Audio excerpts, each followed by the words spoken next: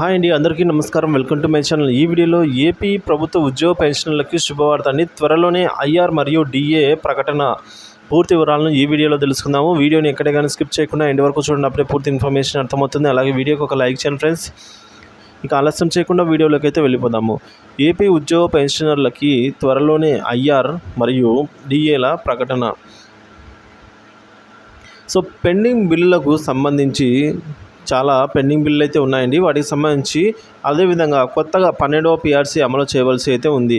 వీటన్నిటిని సంబంధించిన ఉద్యోగ సంఘాలతో త్వరలో సమావేశం ఏర్పాటు చేస్తామని అయితే ప్రభుత్వం నిన్న చెప్పడం జరిగిందండి. అయితే ఆ సమావేశంలో ముఖ్యంగా పిఆర్సీ ఆలస్యం అవుతున్న కారణంగా ఐఆర్ ప్రకటన చేస్తారని విశ్వసనీయ వర్గాల నుంచి అందిన సమాచారము.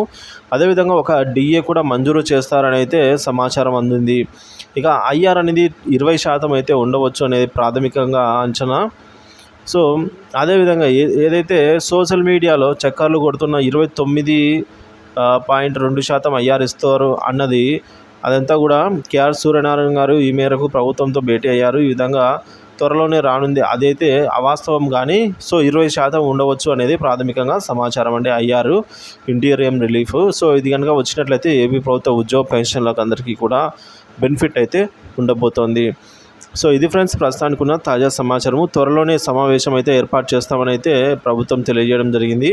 సో కాబట్టి అందరూ కూడా వెయిట్ చేస్తున్నది అందుకే, కాబట్టి త్వరలోనే మనకు గుడ్ న్యూస్ అయితే వస్తుందని అయితే ఆశిద్దాము. సో ఎప్పటికప్పుడు తాజా అప్డేట్ అయితే అందిస్తూనే ఉంటాను ప్రభుత్వ ఉద్యోగ పెన్షన్కి సంబంధించిన ఇన్ఫర్మేషను. సో వీడియోని అయితే లైక్ చేసి మన ఛానల్ని సబ్స్క్రైబ్ చేసుకోండి. Thank you for watching this video.